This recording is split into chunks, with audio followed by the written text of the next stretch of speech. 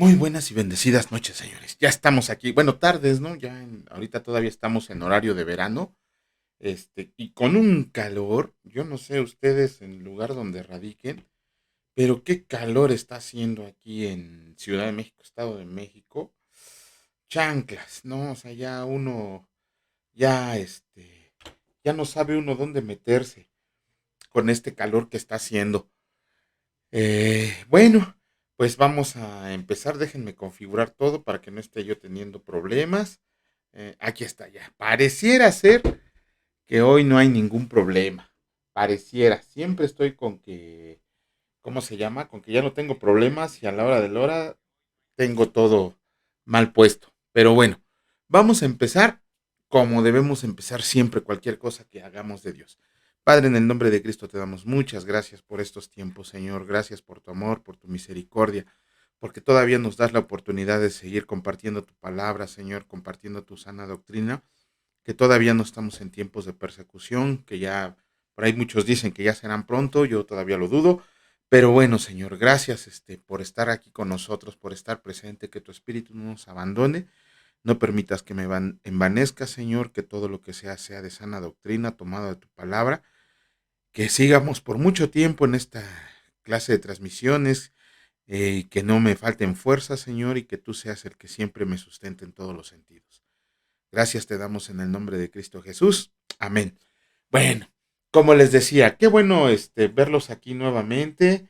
Qué bueno que ya estamos aquí. Gracias a todos los que ven estas sesiones. Gracias a los que los ven después, Señor. Gracias a todos los que están viniendo.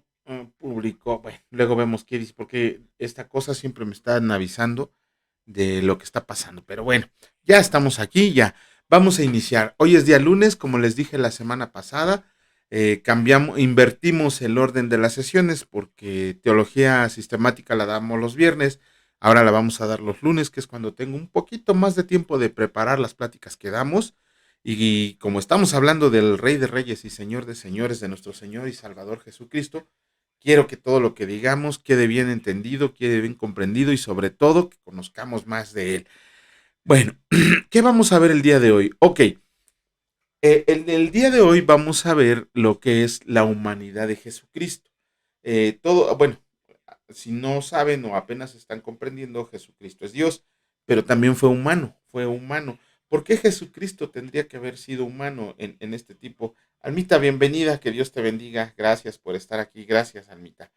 ¿Por qué Jesucristo tendría que haber sido humano?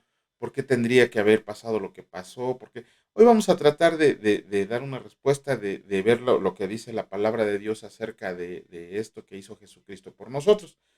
¿Qué es la humanidad de Jesucristo? Nosotros tenemos que comprender que Jesucristo fue un ser humano, que fue hombre, que estuvo aquí en la tierra de carne y hueso.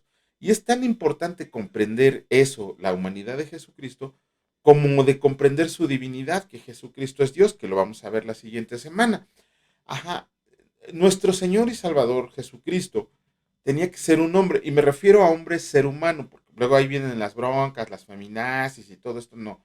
Me refiero a que tenía que ser hombre en el sentido de ser humano, un ser humano como nosotros. Ajá. ¿Por qué? ¿Por qué tenía que ser hombre? Primeramente porque tenía que identificarse con la humanidad caída. Ajá, recuerden que desde Adán, lo vamos a ver un poquito más adelante, nosotros tenemos una humanidad caída. El hombre tiene una humanidad caída. Y si Jesucristo no hubiera sido real, si no hubiera sido un hombre, si no hubiera sido un ser humano, su muerte en la cruz hubiera sido una ilusión. Forzosamente tenía que ser un hombre real para morir en representación de toda la humanidad, de todos los hombres. Ajá. ¿Qué dice Primera de Juan? De hecho, este versículo, Primera de Juan, capítulo 4 versículo 2 tomado de la Reina Valera 2015. Recuerden, hoy sí, todos los completitos, los versículos son de la Reina Valera 2015. Me gusta mucho porque es un lenguaje comprensible y además no se aleja mucho de lo que es la Reina Valera 1960, que es la que me gusta mucho a mí. Me gusta más que la 2015, pero luego trae unas palabritas ahí que no son medio entendibles, pero por eso utilizo la Reina Valera 2015. La primera carta de Juan en el capítulo 4, versículo 2, de hecho es el versículo de la portada de inicio. Dice, en esto conocerán el Espíritu de Dios. Todo espíritu que confiesa que Jesucristo ha venido en carne procede de Dios. Aquí lo importante es lo que dice, ¿no? Dice, todo espíritu que confiesa que Jesucristo ha venido en carne procede de Dios. ¿Qué significa? Que nosotros debemos de creer que Jesucristo vino como un ser humano. No podemos negar, por ahí hubo una corriente, bueno, me estoy adelantando tantito, por ahí hubo una corriente en tiempos de que se escribió el libro de Apocalipsis, las cartas de Juan, que se llamaban docetistas, el docetismo. El docetismo negaba la personalidad de Jesucristo, la humanidad de Jesucristo. De hecho, a la fecha todavía por ahí hay algunos locos que dicen que era extraterrestre, ¿no? O sea, que era marciano, porque ni siquiera comprenden el concepto de extraterrestre, porque extraterrestre es cualquier cosa que está fuera de la Tierra, ¿no? El Sol es extraterrestre, la Luna es extraterrestre, pero para ellos un extraterrestre es un marcianito verde, ¿no? Ni siquiera tienen conocimiento o comprensión de lo que es la palabra extraterrestre. Entonces, dice el docetismo que Jesucristo había sido un espíritu. Todavía hay corrientes aquí que dicen que Jesucristo fue solamente un espíritu, como si hubiera sido un fantasma. Si hubiera sido Jesucristo, tal y como ellos dicen, un fantasma, un espíritu, no hubiera sufrido en la cruz, ¿no? O sea, no hubiera sufrido en la cruz los azotes de Pilato, todo lo que vamos a ver más adelante. Por eso es importante comprender que Jesucristo fue un ser humano real. Primero que nada tenemos que comprender que Jesucristo nació y nació de una mujer. Así como todos nosotros hemos nacido de una mujer, bueno, por ahí habrá alguien a lo mejor que dirá, no, yo nací de probeta, ¿no? Pero a final de cuentas se tomó un óvulo de la mujer y un espermatozoide de un hombre para formar ese ser humano. Si nació en un tubo, bueno, a lo mejor le van a decir que no tuvo mamá y papá, pero de algún lado tuvieron que haber tomado el óvulo y el espermatozoide. Todos nacimos de una mujer, todos, absolutamente todos. Jesucristo nació de una mujer y eso fue el cumplimiento de una profecía. Dice el libro de Isaías capítulo 7 versículo 14. Dice, por tanto, el mismo Señor les dará la señal. He aquí que la Virgen concebirá y dará a luz un hijo, llamará a su nombre Emmanuel, que significa Dios con nosotros, ya lo sabemos. Isaías ya estaba señalando una profecía ahí acerca de que Jesucristo iba a venir. Pero ¿por qué era importante que naciera de una mujer virgen? Ok, quiere decir que todos nosotros tenemos papá y mamá. A lo mejor desafortunadamente muchos no conocieron al papá, muchos no conocieron inclusive a la mamá, o muchos no saben quiénes fueron sus padres, pero a final de cuentas como ser humanos nacimos de una mujer y de un hombre. Pero debido a eso, y quiero que se entienda muy bien que no me estoy refiriendo al sexo como pecado, el sexo es un regalo de Dios, el sexo es un regalo que nos hizo Dios para vivirlo en el sagrado matrimonio. Me estoy refiriendo al pecado de Adán y Eva. Desde que Adán y Eva cayeron, toda la humanidad cayó con ellas, toda la creación. Por ahí los que dicen que están esperando con ansia a unos extraterrestres que vengan a salvarlos, desgraciadamente para ellos también los extraterrestres tienen la misma necesidad de redención como la tuvimos nosotros. Ajá, bueno, ya lo vi. Ajá, entonces, era indispensable que Jesucristo naciera siendo humano porque Dios estaba cumpliendo la profecía hecha en Génesis 3:15, en el libro de Génesis capítulo 3 versículo 15, que dice así, pondré enemistad entre ti y la mujer y sobre tu descendencia y su descendencia. Esta te herirá en la cabeza y tú la herirás en el talón. Ok, iba eso, ¿no? Tenía que haber sido un hombre porque Dios ya había determinado que tendría que nacer de una mujer y de un hombre. Ojo, perdón, de una mujer virgen. Ok, la palabra virgen se utiliza 11 veces tanto en el Antiguo como en el Nuevo Testamento. La gran mayoría de las veces se utiliza para referirse como mujer joven, como mujer joven. De hecho, si ustedes ven, el judío dice que en el libro de Isaías, capítulo 8 versículo 3 de inmediato se cumplió esa profecía, ¿no? Con Jaber Jalasalás. Pero Isaías está diciendo, en el contexto que está escrito Isaías, la palabra virgen significa una mujer que no hubiera conocido varón. Si nos vamos hasta el libro de Lucas, en el capítulo 1, del versículo 30 hasta no me acuerdo cuál, nos está diciendo cómo fue que María fue seleccionada por Dios, por el Espíritu Santo, para que ella concibiera en su vientre al Señor Jesús. Y en el contexto lo dice claramente. No había conocido varón, no había tenido relaciones sexuales María. A ver, así rapidísimamente, porque sí está largo el tema y quiero terminarlo el día de hoy. En la época en la que María fue seleccionada para concebir a Jesús como humano, en esos tiempos había una tradición llamada Kiddushin. El Kiddushin era como el noviazgo en estos tiempos, pero mucho más, ¿cómo les diré? Mucho más profundo, porque ya era un compromiso real, era como el clásico que te doy el anillo, ¿no? Y con eso ya estamos comprometidos a ser marido y mujer en determinada fecha. De la misma manera podríamos entender el Kiddushin, de que ellos dos ya estaban comprometidos para unirse en matrimonio, por lo menos durante el lapso de un año. ¿Por qué un año? Ok. Generalmente las mujeres desde los 13 años estaban propensas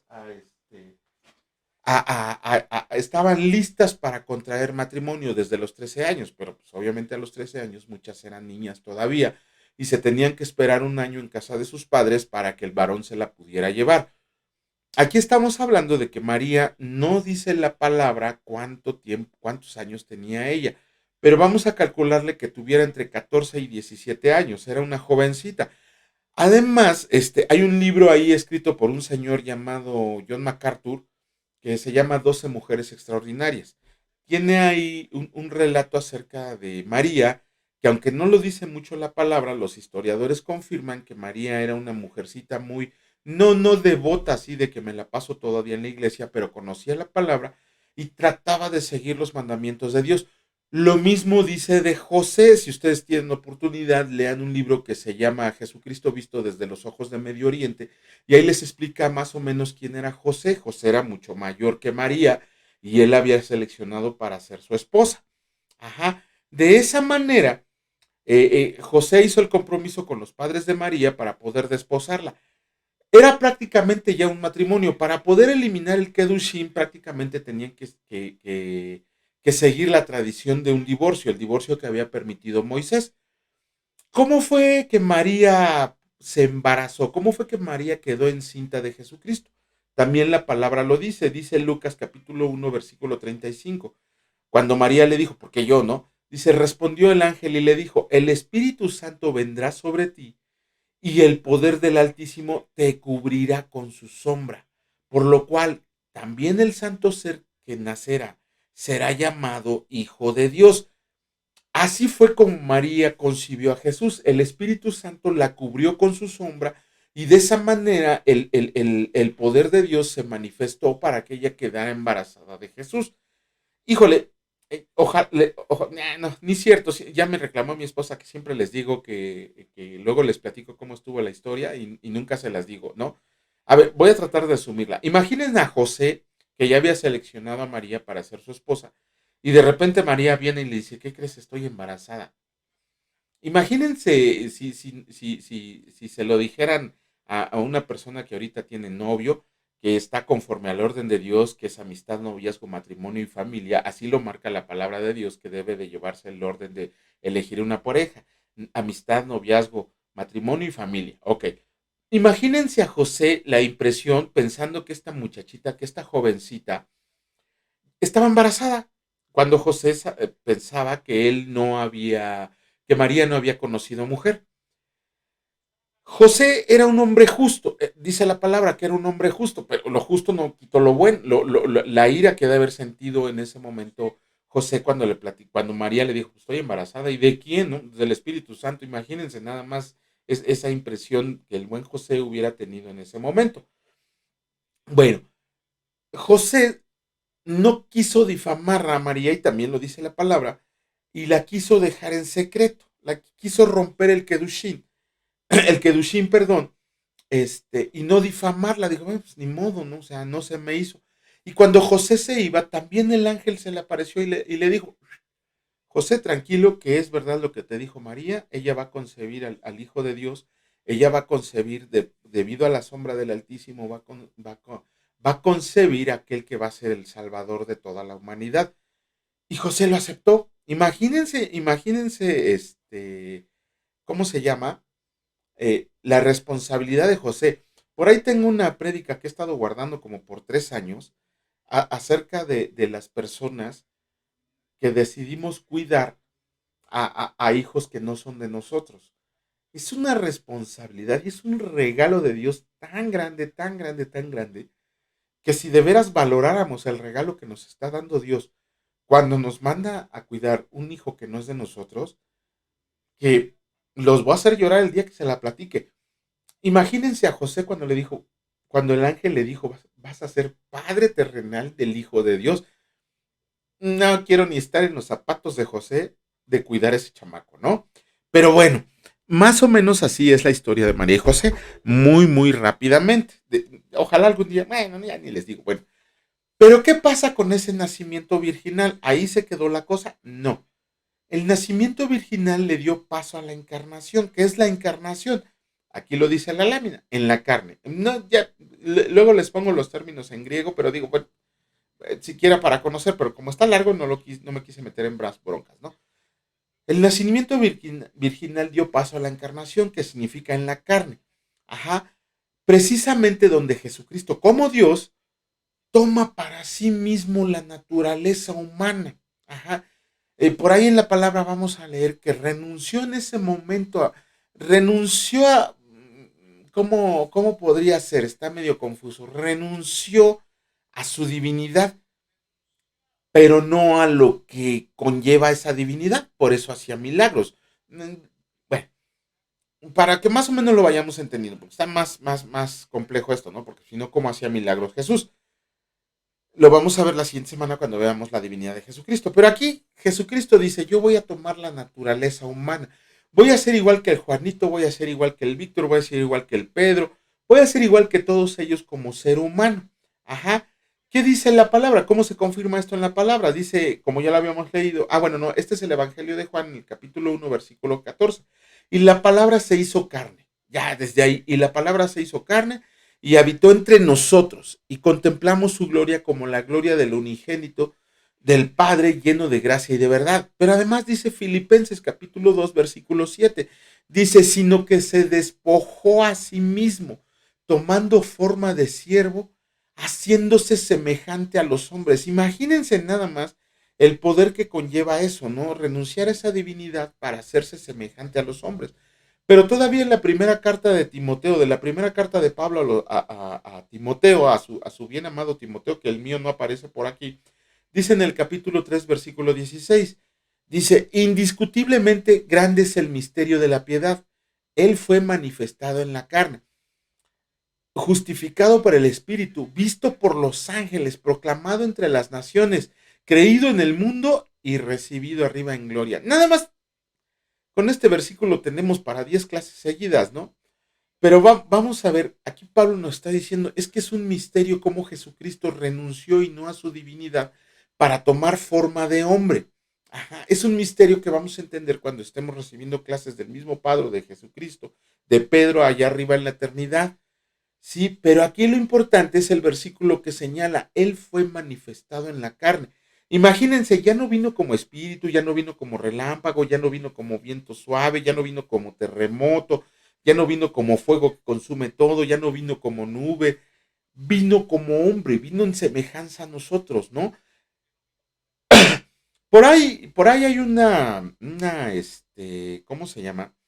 Una cosa que en latín, bueno, en español se traduce como la Inmaculada Concepción. ¿Cómo les dice? Es una explicación que da la Iglesia Romana Católica a sus feligreses, donde dan ¿cómo les diré? Dan como que el pretexto para que María esté a la par de Jesucristo, inclusive al superior a Dios, ¿no? Porque en la Inmaculada Concepción, ellos dicen, no lo dice la Biblia, ojo, ni siquiera la Biblia de ellos lo dicen los escritos de los padres, creo que esto es del Papa Pío XIV, me imagino que es, en donde dice que María fue concebida sin pecado desde el vientre de su madre. Nada más imagínense eso, no conocemos ni los nombres de los papás de María, pero la Iglesia Católica Romana dice que María fue concebida sin pecado desde el vientre de su madre y a que así se conservó inclusive después de parir a Jesucristo. Eso es una total blasfemia que yo espero que Dios los perdone por lo que están enseñando y aquellos que lo creen. No es bíblico, ni siquiera es. ¿Qué pasa entonces si María tiene la misma cualidad de haber nacido sin pecado, de haber vivido sin pecado? Que la estamos diciendo, primero que nada, semejante a Jesucristo. Y si creemos que María es la madre de Dios, entonces la estamos haciendo superior a Dios porque le estamos dando la cualidad de ser más grande que Dios. Ajá. Le estamos dando que María es lo más grande de todo lo que puede haber. No hay ningún versículo en la palabra de Dios, ni en la católica, ni en la Reina Valera 1960, en donde ninguna Reina Valera, ni en ninguna Biblia que ustedes revisen, se van a dar cuenta que no hay ningún versículo que diga que María fue concebida sin pecado y que vivió sin pecado. Yo creo que es una total mentira y engaño, porque la palabra de Dios dice que tuvo hermanos. Y por ahí leí, no me lo crean mucho, por ahí leí que inclusive José ya tenía hijos cuando desposó a María, porque se habla de hijos mayores de Jesucristo. Ajá, Santiago era mayor que Jesucristo. Entonces estamos hablando de que Jesucristo tenía como hermanastros, porque eran hijos de José. Con María inició la nueva familia. Además tuvo 3 hermanas, también la palabra lo dice. Yo les digo, no leen, por eso no se enteran. Pero bueno, entonces la Inmaculada Concepción se tumba bien fácil diciendo entonces, no hay ningún fundamento bíblico para decir que María fue concebida sin pecado. Ese es un invento de un hombre que yo creo que se le estaba acabando la lana, como cuando hicieron las bulas papales para construir la Basílica de San Pedro y dijeron, pues necesitamos feligreses, pues vamos a engañarlos diciendo que también María fue concebida sin pecado y vivió sin pecado. Y vivió sin pecado. Pero bueno, Dios entra en el corazón de todos ellos para que se den cuenta la verdad. Como también sabe, miren, en el libro de Mateo, en el capítulo 1, nos dan los versículos del 1 al 16, creo. Ah, sí, ahí está. En el libro de Mateo, capítulo 1, versículo del 1 al 16, nos da la genealogía de Jesucristo, pero solamente hasta Abraham. Desde Abraham hasta María. Ajá. ¿Qué quiere decir con eso? Que ahí se está cumpliendo otra profecía que había señalado Dios en el Antiguo Testamento, cuando dijo que el Rey de Reyes saldría del linaje de David. Ajá, Mateo, inclusive ahí, ¿cómo se llama? Cuando narra la genealogía de David, dice que Mateo tuvo un hijo llamado tal de aquella que fue mujer de Urías. Ni siquiera menciona el nombre de Betsabé, ¿no? Por lo mismo que yo creo que Betsabé no era muy bien vista. Sin embargo, Betsabé es genealogía de Jesucristo. David sabemos que desciende de la tribu de Judá, es genealogía de Jesucristo. Pero si nos vamos al libro de Lucas, en el capítulo 3 de los versículos 23 al 38, nos vamos a dar cuenta que él sí se va hasta Adán. Él sí se va hasta Adán. ¿Cómo viene la genealogía de Jesucristo desde Adán hasta María? Ajá. Por eso yo comparto también la opinión, eso ya los dejaré que ustedes lo disciernan, de que Mateo nos da la genealogía por parte de José y Lucas nos da la genealogía por parte de María. De esa manera, de ambos padres se cumple el requisito de que tendría que ser linaje de David. Ajá, ahí lo vamos viendo. Ya vimos el nacimiento virginal y la encarnación. Vámonos con otros puntos.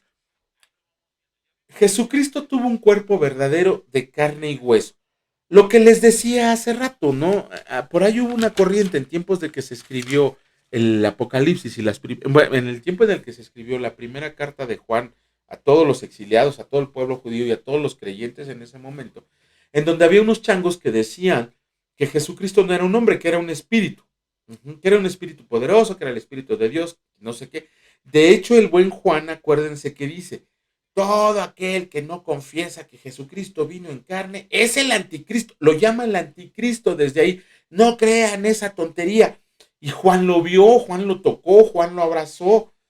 Fue increíble que Juan estuviera ahí, que lo tocara, que lo viera. Él lo vio morir en la cruz. De hecho, nada más Juan y Andrés, sí fue Andrés, por ahí si estoy mintiendo, ahí les pediría que me ayudaran, pero Juan estoy seguro que sí lo vio, cómo murió en la cruz.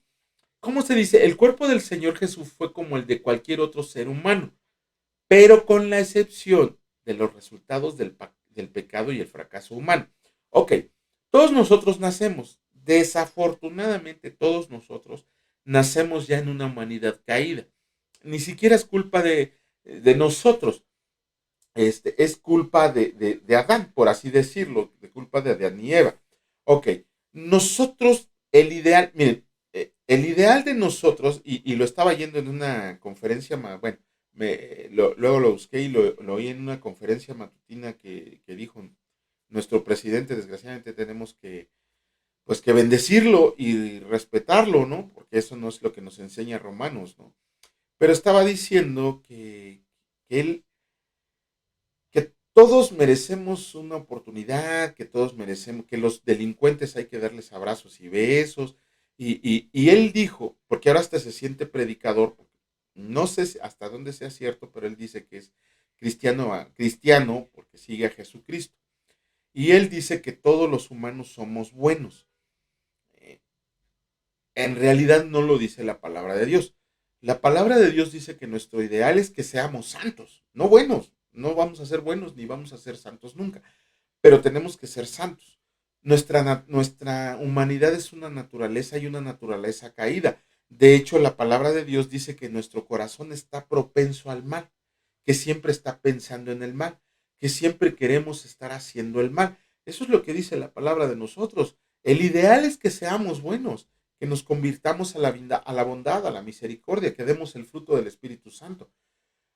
Pero ¿quién de nosotros no tiene pensamientos malos? Nuestro corazón está propenso a la maldad. Eso es lo que nadie le ha explicado. El ideal, conforme a la palabra de Dios, es que seamos buenos y santos. Pero nuestra naturaleza caída nos hace pensar de continuo en continuo en el mal. Ajá, entonces está mal lo que está predicando. Mejor hay que ponerlo a leer la palabra o a sus consejeros. Dice el libro de Mateo capítulo 13, versículo 55. ¿No es este el hijo del carpintero? ¿Qué significa ahí? Jesucristo tuvo un cuerpo verdadero de carne y sangre. ¿Por qué? Primero que nada, porque se le reconoció como judío. Ajá, pero no, perdón.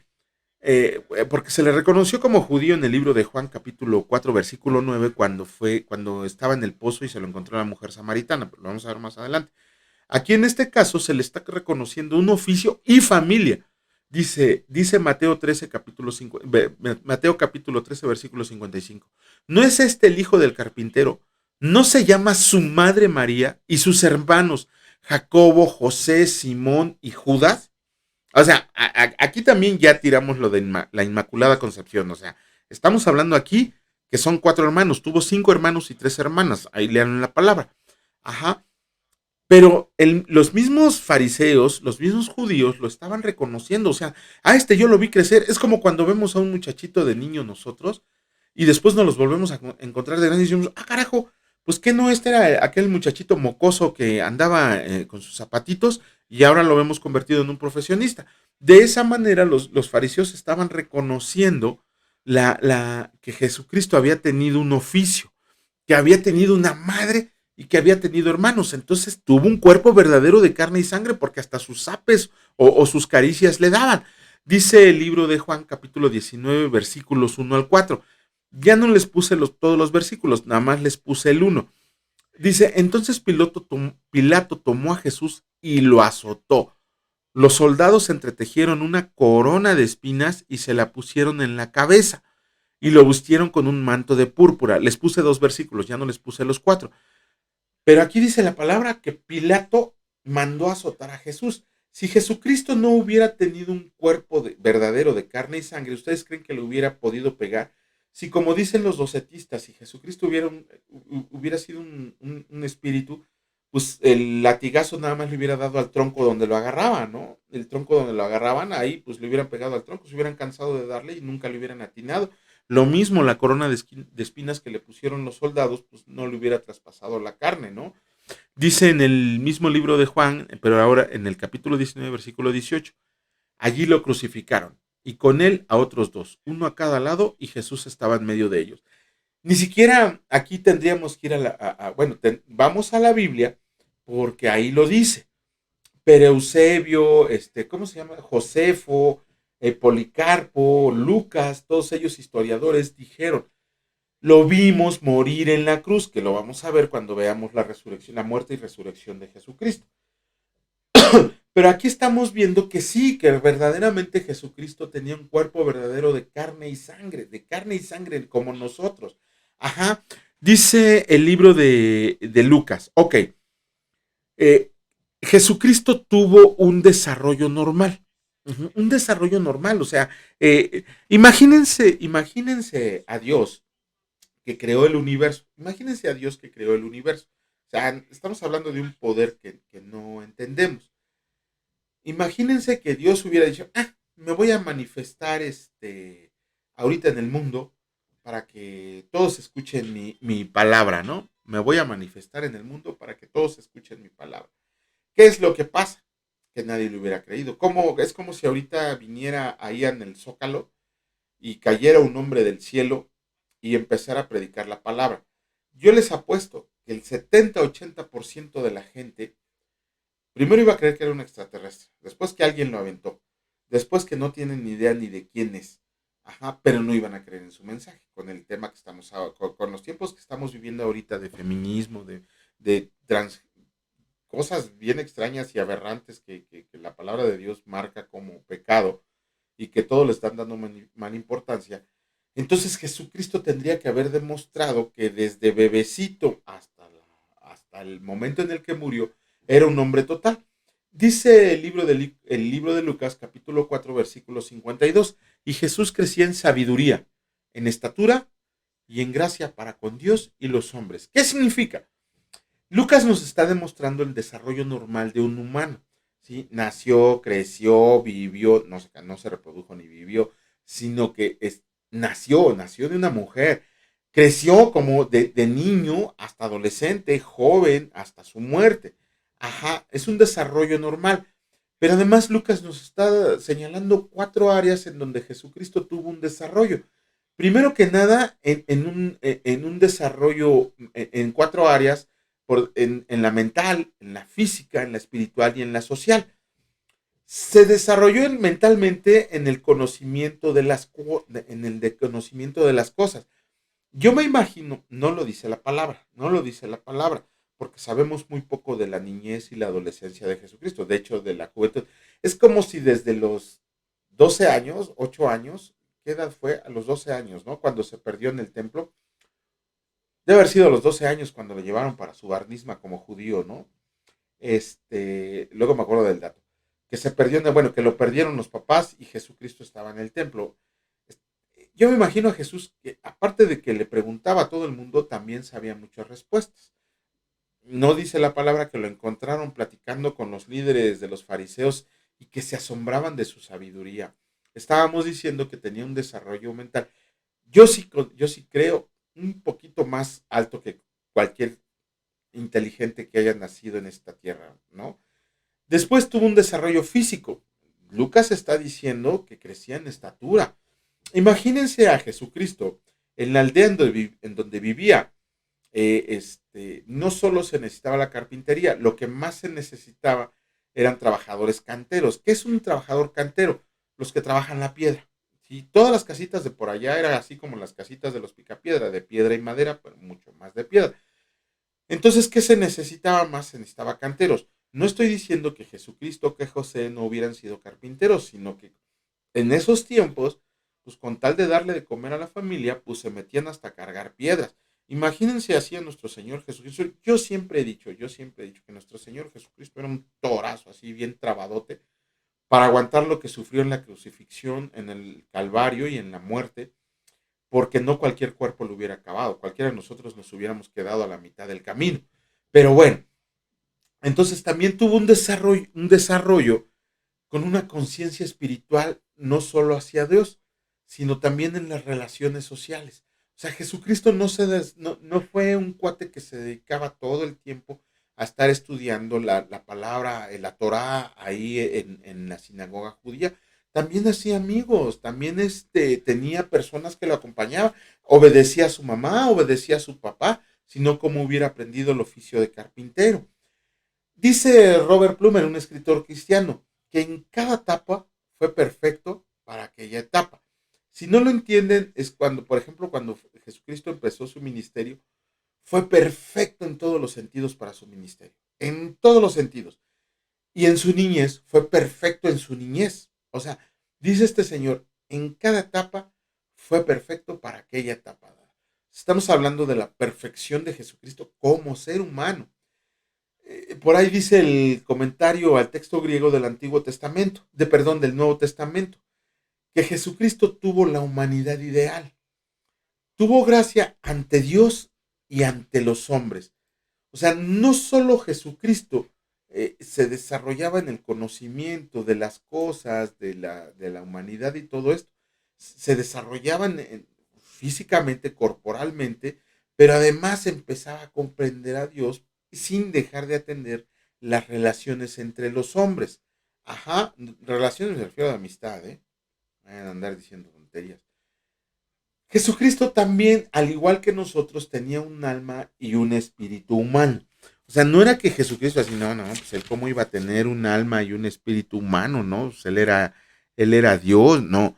Jesucristo tenía un alma y un espíritu humano.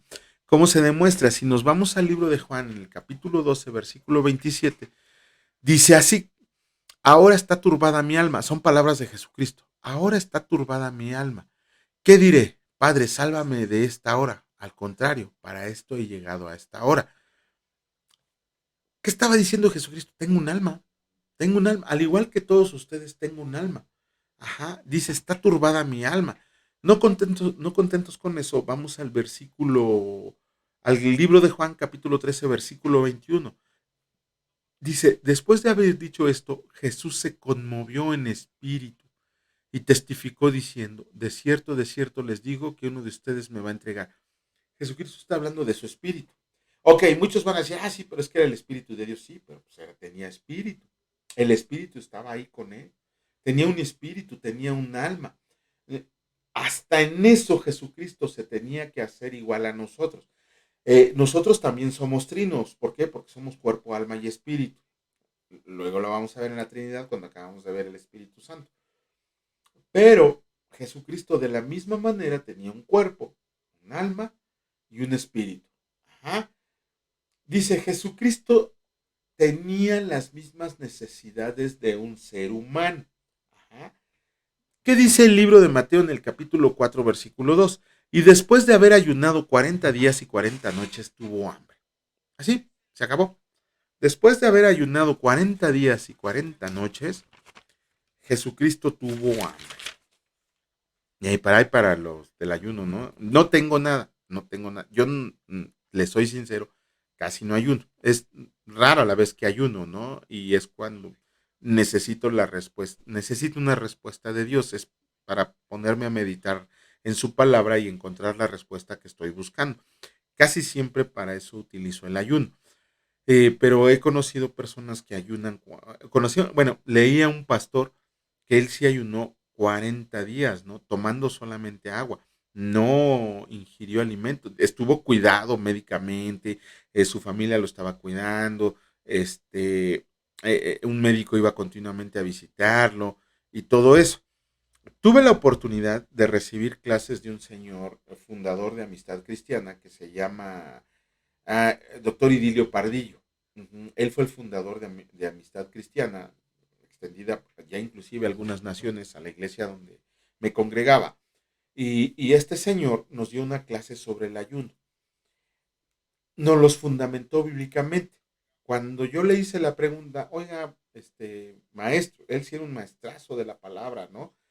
No la quiso compartir, no tuvo oportunidad de escribir un libro, sus hijos no aprovecharon esa sabiduría, no lo sé, él no quiso, no lo sé, pero la sabiduría que tenía este señor era increíble. Yo le hice la pregunta de cuándo se terminaba el ayuno, ¿no? Yo esperaba que me dijera cuando recibas una señal de Dios, cuando se haya cumplido tu promesa o hayas encontrado. No, Él me dio una respuesta fundamentada con este versículo. Le dije, Señor, ¿cuándo se acaba maestro, ¿cuándo se acaba el ayuno? Dice, pues si la palabra es clara. Le digo, ¿cuándo?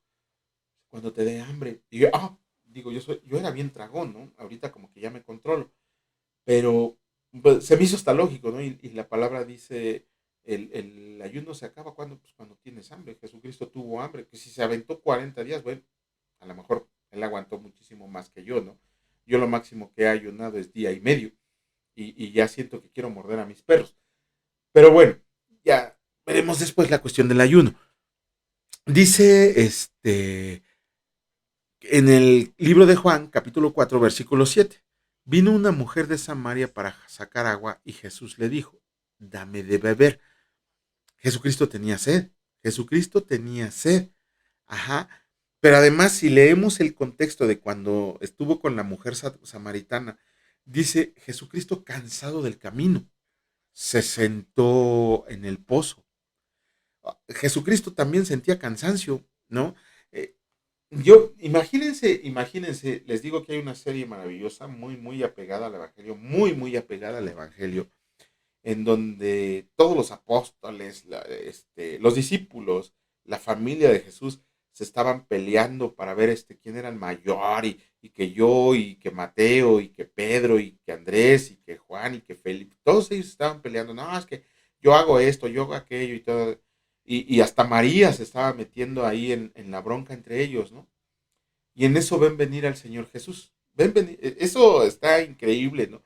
Ven venir al Señor Jesús y todos esperanzados así ahorita va a solucionar el problema él.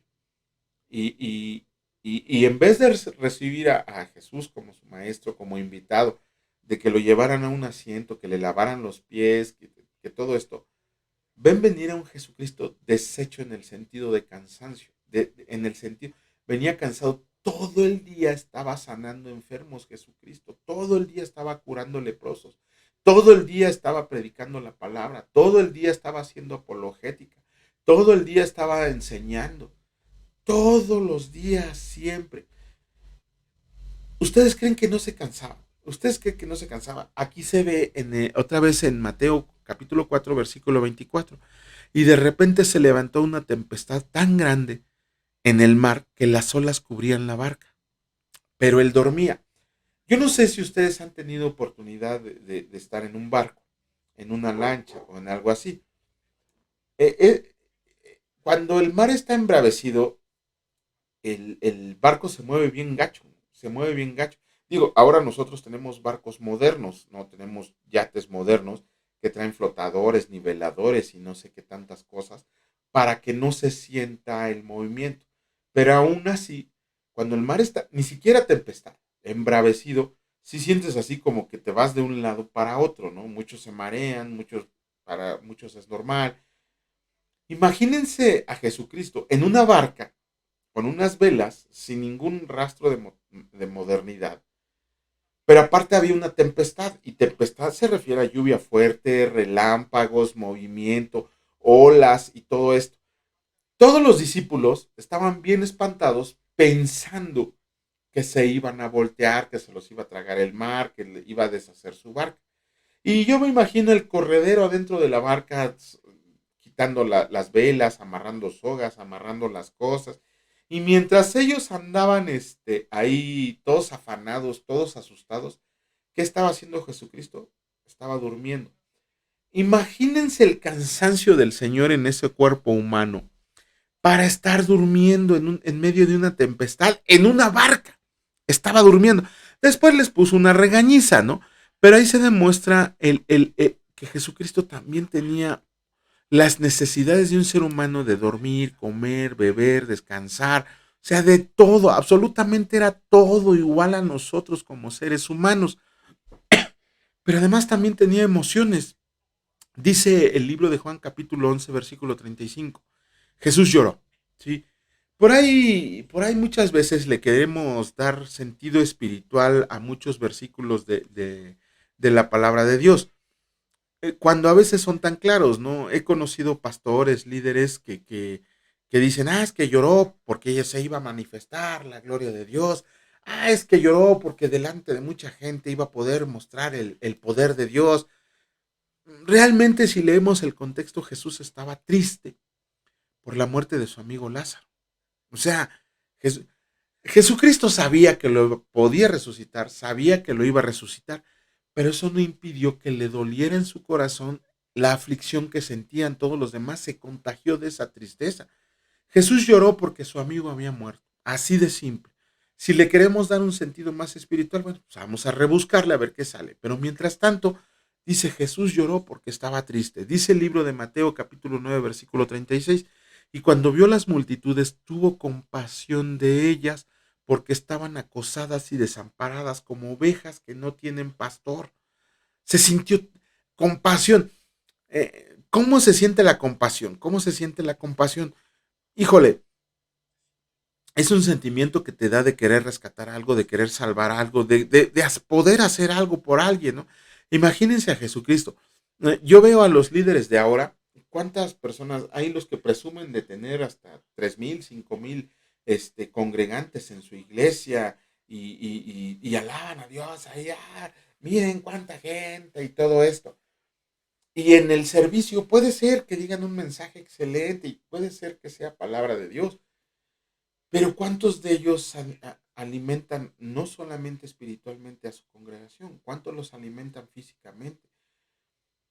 Híjole, eso es, dice la iglesia primitiva en Hechos, que después de la predicación todos compartían el pan. Ajá. Jesucristo, cuando les terminó de dar la clase y los vio, les dijo, les tengo que dar de comer. Después se enojó, ¿no? Porque nada más iban por la comida. Pero a veces yo por eso, híjole, me da muchísimo miedo que el Señor me vaya a poner como pastor o pastorear alguna congregación, que ya me puso de una bola de inútiles a pastorearlos, que cuando los veo me dan ganas de patearlos. Ya ellos sabrán de quiénes estoy hablando, pero me puso de pastor de ellos y nada más puros corajes me trae. Digo, en ese sentido comprendo a Jesucristo cuando estuvo pastoreando a sus discípulos, porque Dios de mi vida, cada noticia que me dan que sí les quiero pegar. Jesucristo también sentía enojo, pero no un enojo de como en el enojo de nosotros que ya nos queremos lanzar a golpear a gente. No, se puede ver cuando en la narración de la higuera estéril, ¿no? Cuando quiso agarrar un higo y no agarró nada. ¿Y qué le dijo? Nunca más, jamás nadie coma de ti fruto, jamás nadie ¿cómo dice? Nunca jamás coma nadie de tu fruto, ¿no? Y después esa higuera se secó, cuando volvieron a pasar esa higuera se secó, ¿no? Cuando purifica el templo, ¿no? Eh, eh, Ojo, la palabra dice, no le pegó a nadie, volcó mesas, sacó animales, palomitas, tiró monedas y todo, pero no le pegó a nadie. ¿Por qué? Porque el celo de la casa de Dios lo consumía, así dice la palabra, el celo de tu casa me consume. ¿Qué dice? Ustedes, dice la palabra, dice la escritura, Jesucristo mismo la cita, mi casa será llamada casa de oración y ustedes la han convertido en nido de mercaderes, en cueva de ladrones. Jesucristo también sentía enojo, pero no golpeaba a nadie ni le decía de las groserías que estamos acostumbrados a decir. Ok, algunas razones por las cuales el Señor Jesús tenía que ser completamente humano si iba a ser el Mesías y ganar nuestra salvación. Unas cuantas, ni siquiera son todas, pero dice ahí, Jesucristo es nuestro representante, tenía que obedecer donde Adán había fallado. Dice el libro de Romanos capítulo 5 versículos 18 y 19, así como la ofensa de uno alcanzó a todos los hombres para la condenación, así también la justicia realizada por uno alcanzó a todos los hombres para la justificación de vida. Porque como por la desobediencia de un solo hombre muchos fueron constituidos pecadores, así también por la obediencia de uno muchos serían constituidos juntos. ¿De quién está hablando el buen Pablo aquí en el libro ¿cómo se llama? De Romanos. ¿De quién está hablando? Está hablando de Adán. Si nos vamos a ¿dónde es? ¿A dónde es? En la primera carta a los Corintios, en el capítulo 15, está en los versículos finales, hace una comparación entre Adán y Jesucristo. Adán fue el primer hombre, todos lo sabemos, y Adán fue el que falló, y por ahí nos arrastró a todos. Entonces, ¿cómo se llama? Esa desobediencia tenía que volverse en obediencia. Si un hombre desobedeció, un hombre tenía que cumplir esa obediencia. ¿Y quién fue ese hombre que cumplió con tal obediencia? Jesucristo. Nadie más podía cumplir con esa obediencia. Quien les está diciendo que es obediente a la palabra de Dios es un mentirotas, ¿no? Nadie puede obedecer perfectamente, primero la ley, y segundo, ni siquiera podemos obedecer dos mandamientos si decimos que obedecemos la ley. ¿Quién es el único que cumplió a la perfección la ley? Jesucristo. Por lo tanto, si por un hombre fue constituida la desobediencia, por un hombre, y lo dice la palabra, no por un espíritu, no por un santo, no por alguien, por un hombre, un ser humano, tenía que justificarse la obediencia. Ajá. Dice, ¿por qué el Señor tenía que ser completamente humano? Porque tenía que ser un sacrificio vicario. Jesucristo como hombre tenía que morir en nuestro lugar y pagar el justo castigo que nos tocaba pagar. Dice el libro de Hebreos capítulo 2 versículos 12 al 17. Nada más les puse el versículo 17. Dice así, pero leanlo completo el contexto. Dice, por tanto era preciso que en todo fuese hecho semejante a sus hermanos, a fin de ser un sumo sacerdote misericordioso y fiel en el servicio delante de Dios, para expiar los pecados del pueblo.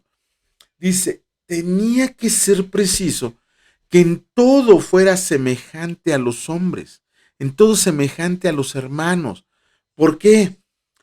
Porque tenía un hombre que expiar los pecados del pueblo. La sangre de un animal no era suficiente para que fueran perdonados nuestros pecados. Tenía que ser la sangre de un ser humano. Lo vamos a ver en las siguientes clases. ¿Por qué tenía que ser un ser humano? Ajá. Dice, para ser el único mediador entre Dios y los hombres. Nosotros estábamos completamente alejados de Dios. Ajá. A consecuencia del pecado. Primero por el pecado de Adán y Eva. Y segundo porque nos regocijamos en nuestros pecados. Y necesitábamos a alguien que viniera a ponerse entre Dios y nosotros y llevarnos de vuelta a Él. Dios siempre ha estado y siempre se ha manifestado, pero muy pocos le han hecho caso. Ajá. Por eso Jesucristo, hombre, tenía que cumplir con ese papel. La semana pasada veíamos que Jesucristo ha sido el ser humano que más ha impactado en la historia humana. Ajá, por ahí que digan, no, es que no, jamás, nada. Jesucristo es el único ser humano que ha impactado en toda la historia humana. No hay país que no se rija bajo el tiempo de Jesucristo, aunque no quiera. Ajá. Dice la primera carta de Pablo a Timoteo en el capítulo 2, versículo 5, porque hay un solo Dios y un solo mediador entre Dios y los hombres. ¿Quién? Jesucristo hombre. No dice Jesucristo Espíritu, Jesucristo Dios, no. Dice Jesucristo hombre. Un hombre tenía que ser el mediador. Si un hombre nos hizo caer, un hombre tenía que ser el mediador. Ajá, para que pudiéramos tener la oportunidad de acercarnos a Cristo. Pregunta, ¿para qué nos sirve saber que fue un hombre al 100%? Al final te la voy a dar, Almita. Te adelantaste, pero esa pregunta, esa respuesta te la voy a dar al final, Almita. No comas ansias, ya casi acabo porque se me está pasando el tiempo, pero en esa pregunta ahorita te la respondo al final. De hecho, la vas a ver ahí en pantallota. Dice, ¿para qué tenía que ser hombre Jesucristo? Para ser nuestro ejemplo y modelo de vida. Digo, aquí hay unas no. Dice la primera carta de Juan, siempre me adelanto, así es, pero eso habla bien de ti que estás poniendo atención. Dice primera de Juan capítulo 2 versículo 6. Dice, el que dice que permanece en él debe andar como él anduvo. Aquí hay un poquito de respuesta a tu pregunta. O sea, yo permanezco en Jesucristo, pues debo andar como él anduvo. Ajá, como anduvo. Y todo aquel que tiene esta esperanza en él se purifica a sí mismo como también él es puro. Está hablando de un crecimiento, de una madurez espiritual, de una madurez moral. Ajá, todo aquel que tiene esperanza en él se purifica a sí mismo, como él también es hebreo. Para eso te sirve conocer por qué Jesucristo era hombre. Dice el libro de Hebreos, capítulo 12, versículo 3. Consideren pues al que soportó tanta hostilidad de pecadores contra sí mismo, para que no decaiga el ánimo de ustedes ni desmayen. ¿Para qué me sirve conocer? Para no darme por vencido. Si Jesucristo hombre jamás se dio por vencido, nosotros, ¿por qué tendríamos que dar por vencidos? Pero eso solamente les pasa a los que comparten el evangelio, los demás que quién sabe qué están haciendo, ¿no? Dice, para compadecerse como sumo sacerdote, Hebreos capítulo 2, versículo 18, por cuanto él mismo padeció siendo tentado, es poderoso para socorrer a los que le son tentados. Y dice el capítulo 4, versículo 15, porque no tenemos un sumo sacerdote que no puede compadecerse de nuestras debilidades, pues él fue tentado igual en todo, igual que nosotros, pero sin pecado. Otro punto, ¿para qué nos sirve conocer que Jesucristo fue 100% hombre? Simple, Jesucristo tuvo las mismas necesidades, tuvo las mismas actitudes, pero sobre todo sufrió lo que nosotros, no sufrió, más bien pasó por todo lo que nosotros pasamos, tentaciones, pruebas, sufrimientos, todo en su vida Jesucristo pasó por él. Tenía que hacerse hombre porque tenía que conocer en carne propia, y me refiero en carne propia, tener las experiencias que nosotros tenemos, todo lo que nosotros como humanos pasamos en tentaciones y luchas diarias en la vida, y al conocer todo esto como hombre puede compadecerse de nuestra experiencia. Tenemos que saber que Jesucristo fue hombre y que pasó por todas esas pruebas, por todos esos problemas, por todas esas luchas, por las que nosotros pasamos diariamente, y saber que si Él pudo, nosotros podemos. Esa es la meta. Si Él pudo soportar la tentación, ¿por qué nosotros no podríamos soportarla? Ajá. Jesucristo será hombre para siempre. Este es un punto muy importante que casi nunca se toca y que tenemos que comprender. Jesucristo será hombre para siempre. Jesucristo jamás ha dejado de ser humano. Después de su muerte y resurrección, se le apareció a sus discípulos con cicatrices a causa de la crucifixión. En el libro de Juan, capítulo 20, versículos 25 al 27, nos estamos dando cuenta de la incredulidad de Tomás. ¿Se acuerdan? El Tomás, si yo no lo veo, no voy a creer, ¿no? ¿Y qué pasó cuando Jesucristo se le apareció? Mira, ve mis manos, aquí traigo la marca de los clavos. Otra señal, si Jesucristo no hubiera sido humano, ¿ustedes creen que le hubiera quedado cicatrices? Entonces, ¿cómo traía esas cicatrices? Porque era humano. ¿Qué le dice a Tomás? Mete tu mano, mete tu mano. Dice, entonces, para tener una guía en Jesús, para saber cómo actuar ante situaciones reales en la vida. Exactamente, Almita, uno de esos puntos es lo que vamos a decir al final, en el sentido de que Jesús es nuestra guía, para eso nos sirve como conocerlo como ser humano. Pero otra vez te volviste a adelantar. ¡Ash! Siempre te adelantas. Bueno, sí, tenía carne y huesos, dice Jesucristo. Sí, en palabras de Jesucristo, en el libro de Lucas, capítulo 24, versículo 39, dice, tóquenme, tóquenme, soy carne y huesos, o sea, soy carne y sangre, soy, ¿cómo se llama? Estoy aquí, ¿no? Dice, comió, y eso digo, vamos a volver a tocar este punto cuando veamos lo de la resurrección, ¿no? Comió Lucas, perdón, comió, dice en el mismo libro de Lucas, capítulo 24, versículos 23, que comió un pescadito asado. Ajá, que les dijo Jesús, pues tengo hambre, no manchen, o sea, ya resucité, pues, ¿qué es lo primero que hice comer? Si nos vemos, si por ahí hacemos, y bueno, cuando veamos la resurrección, me voy a meter en una bronquísima, porque, ¿qué decía Jesucristo cuando resucitaba a alguien? Denle de comer, ¿no? Denle de comer. Y Jesucristo cuando resucitó, comió. Hay por ahí algo que tenemos que estudiar. Pero bueno, pero además Jesucristo cuando estemos con Él allá en las bodas del Cordero en Apocalipsis 19, dice el libro de Mateo, capítulo 26, versículo 29, que beberá con nosotros el fruto de la vid. O sea, cuando estemos allá, sí, el fruto de la vid me refiero al juguito de la uva. Ajá, a eso me refiero, a que vamos a estar con Él comiendo y bebiendo. ¿Qué vamos a comer? No lo sé. Por eso yo aquí abajo en la tierra me como carne como no tienen ni idea, ¿no? Lo siento veganos, pero yo sí como carne. Ajá. Allá arriba no tengo idea, me imagino que vamos a ver maná o verdurita. Dice la palabra de Dios que hay un árbol que nada más con que estirar la mano da 12 frutos diferentes al mes, ¿no? Entonces, imagínense, me hacía una pregunta al mit. ¿Para qué nos sirve saber que Jesucristo fue siempre 100% humano? Dice, todos los versículos anteriores y muchos más nos indican carne, pan, tortilla, harto comes. Ah, ya me sacó a balcón Almita. Dice Almita que si no es carne no como, ¿no? Ahí ando hasta chillando en las esquinas de que yo quiero carne. Me dan verduritas y así, ay, adiós las verduritas, ¿no? Pero me dan carne y me da otro platito. Bueno, ya me sacó a balcón mi esposa, dice que como harto. Pero es verdad, nada que no sea verdad. Dice, todos los versículos anteriores y muchos más nos indican que el Señor Jesús no se hizo hombre temporalmente, sino que en su naturaleza divina quedó permanentemente unida a su naturaleza humana y que vivirá para siempre como la segunda persona de la Trinidad, como Jesús el hombre que nació de una mujer y como Mesías y Salvador de las personas, siendo completamente Dios y hombre en una sola persona para siempre. Ok, ok, ya sé que Jesucristo fue humano, ya sé que Jesucristo fue humano. Ajá. ¿Y para qué carajos me sirve a mí conocer que Jesucristo fue humano? ¿Para qué me sirve?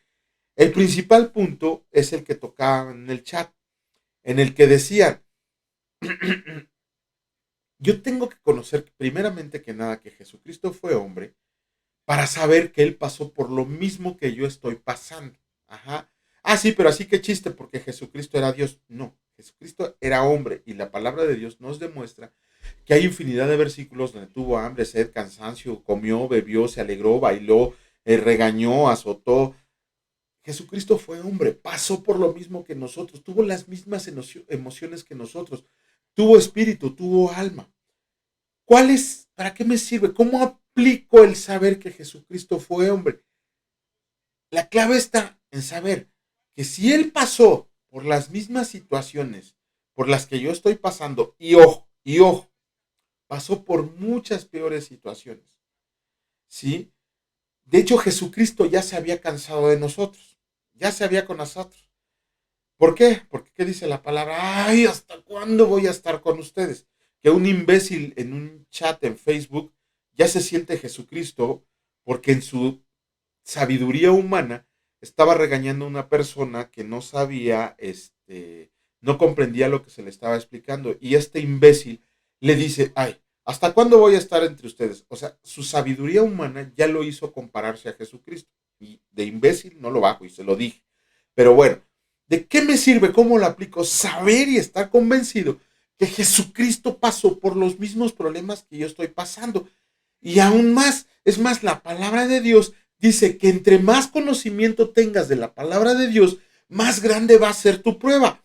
Si yo tengo más conocimiento que alguna persona que escucha o ve estos videos de la palabra de Dios, entonces mi prueba es más grande. Imagínense por las pruebas que tuvo que pasar Jesucristo cuando él se sabía completamente todo. ¿Qué pruebas pasaba? Cuando veamos la tentación de Cristo nos vamos a dar cuenta de por qué de las pruebas y por qué pasó esas pruebas y si seguía siendo tentado Jesucristo. Lo vamos a ver si se fijan en el temario que les di, ahí viene la tentación de Cristo. Pero hay que aplicarlo, dice la palabra. Vimos en los versículos que nosotros debemos de vivir como Él vivió. Esa es nuestra meta. Dice que hasta que llegue, dice la palabra en Filipenses, hasta que todos lleguemos a la unidad de la fe, a la medida de la estatura del varón perfecto, que es Jesucristo. Ajá, a la medida de la estatura de la plenitud de Cristo. Tenemos que ir superando, ir de paso en paso superando todas aquellas pruebas y tentaciones, así como Jesucristo las pasó. Así tengo que aplicar la vida de Cristo a mí. Por eso la palabra de Dios dice, no sean oidores, sean hacedores de la palabra. Ahora sí, cuando dice la palabra, cuando nos hacemos la pregunta, ¿qué haría Jesucristo, no? Bueno, yo siempre traigo un látigo cargando porque Jesucristo corrió a los mercaderes del templo. Si Jesucristo lo hizo, yo también lo puedo hacer, ¿no? No es cierto. ¿No? Entonces, ese es el ideal, saber que Jesucristo fue hombre para que yo pueda vivir la vida que él vivió.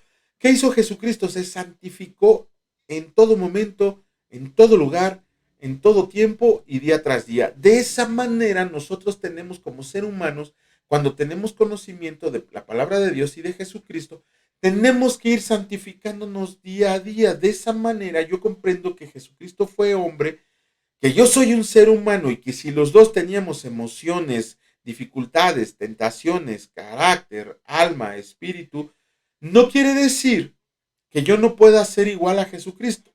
No lo voy a hacer, pero lo voy a intentar.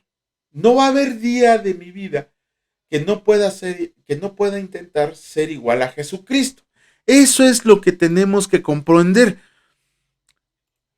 Gracias, Señor, por este tiempo que nos permitiste conocerte, conocer tu palabra, por estar contigo, por estar aquí, Señor.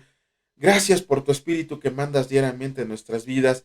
Señor, que seamos hacedores de tu palabra, que ya no simplemente seamos oidores, que vivamos la vida que tú viviste, Señor, que tratemos de imitar tu ejemplo, que vivamos una madurez espiritual y una madurez moral, que nos vaya acercando siempre, siempre al ideal y a la meta que eres tú, Señor. Tú eres nuestra meta, tú eres nuestro ejemplo a seguir siempre, Señor. Como ser humano tú fuiste perfecto. Yo tengo que tratar de ser perfecto luchando con todas mis fuerzas, Señor, para seguir adelante. Gracias, Señor, porque nos tienes resguardados en tus manos, porque nos guías a casa, porque nos llevas al hogar que nos diste a administrar, Señor. Y sobre todo, Señor, porque tu eterna misericordia y tu eterno amor nunca se acaba en nosotros. Gracias por esta oportunidad que nos das, Señor, de seguir creciendo en tu conocimiento. Te alabamos y te bendecimos en el nombre de Cristo Jesús. Amén. Que Dios los bendiga, señores. Nos vemos el miércoles, si Dios lo permite, con la clase de oración. Empezamos con la nueva clase. Hasta luego.